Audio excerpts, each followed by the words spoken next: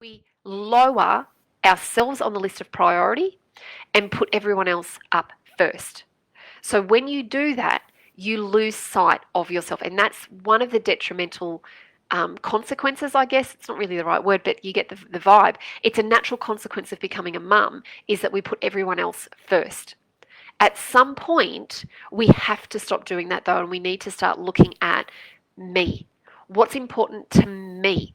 Because if I keep people pleasing my way through life, if I keep putting everybody else first, if I keep allowing other people's values to override what's important to me, then I will continue to lose my voice and I'll continue to be walked all over because I've allowed it. And it's, like what we were talking about yesterday, we teach people how to treat us.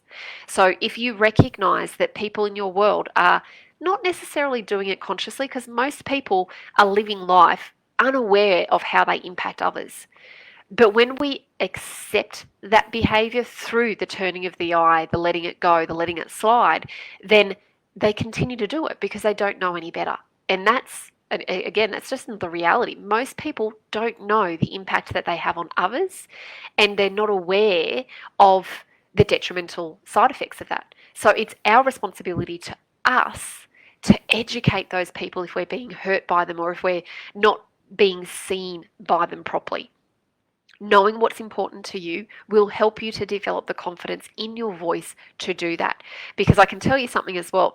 When you are so clear of what's important to you and someone or something tries to rock that, if you are so solid in that as being an important value in your life, then you will not compromise it. They're the things that you stand up for. They're the things that you defend. They're the things that you will go into battle for because your gut tells you have to. You can't let it slide. If you guys saw the other day, I shared a post about someone who was parent shaming, and when I read that, that's an example of what I mean. I could not speak truth. I could not defend the parents that I know struggle when situations like that arise. So what became very clear for me in that instance was it's very important to me to rectify injustices and unfairness when it comes to mums that are struggling. That was like a super, super clear example because I couldn't not say anything. I had to go in and address it. So when you have to go in and do something, when you feel compelled, I compel you, when you feel compelled to take that action, then take stock of that and go, well, what is it about that made me so passionate about that particular situation? Because there is a value right there trying to communicate with you. And when you grab hold of that, it creates this sense of clarity because you're like, wow, that was really important to me. Why was that important to me? What did that make me feel? What about that situation made me feel like I had to do that? That is a clear indicator that there is a value attached. And when you can identify it, you can then replicate that and you can follow your nose, so to speak, and allow that to sort of dictate and drive you a little bit more. Likewise, on the flip side, is when things happen to you and you go, I really just don't care. Sweetheart, that means it's not important to you. So why are you fighting something that isn't important to you? Does that make sense? And I hope this is kind of connecting in terms of being a mum as well, because when you're in a situation with your loved ones, if there is something that really means something to you, you won't let it go. So explore that. Why is this so important to me? Why can't I let it go? What is it that I'm trying to achieve here? What is it that I want from this situation that is making me so passionate? And if there's situations where you go, it's just not worth my time, okay, great. Explore that. Why is that not important to me? What is it about that thing that I can just so easily let go? Because again, when you can identify what's not important to you, you can also use that in your decision-making process. These are the characteristics of it. It's not important to me. Let's move on. Let's find something that is important to me. Let's find something that does align. Does that make sense? I hope so.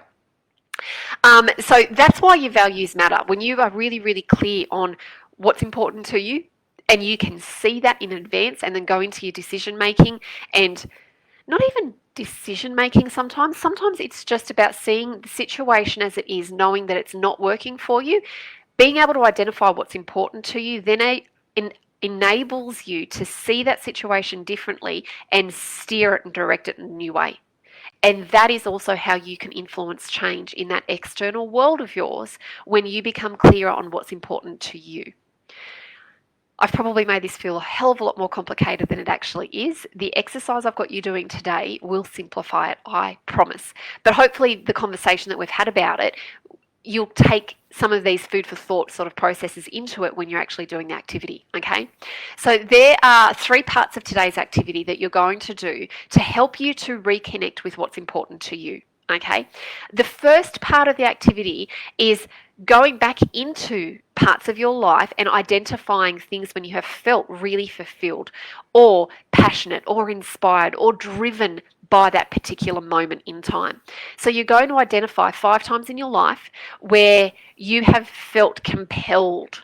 You've been passionate, you've been fulfilled, you've been driven by that particular moment. And you're just going to jot down those 5 moments. Once you've done that, then take some time to explore those moments in a little bit more detail. What about those moments stood out for you? What was it that got that bee in your bonnet that lit you up? What was it that made you feel fulfilled?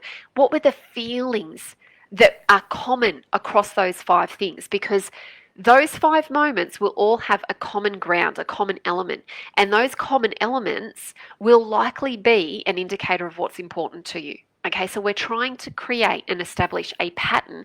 If this happened and this happened and this happened and all these 3 things made me feel like I had a sense of freedom, that I could fully express myself without judgment, without thinking about my words, then expression of freedom, expression of self is probably something that's quite important to you, because if it's been in 3 out of 5 big moments in your life, then, that's a good thing. That's a common denominator there. So that might be one example of how you will then pinpoint through those moments to identify the common traits, that I shouldn't say traits, the common veins. Okay, I'm going to use vein over trait because a trait is too boxed in with a label. You've already got an idea, a definition of what a trait means. A value can be much more ambiguous than that. I hope that's the right word.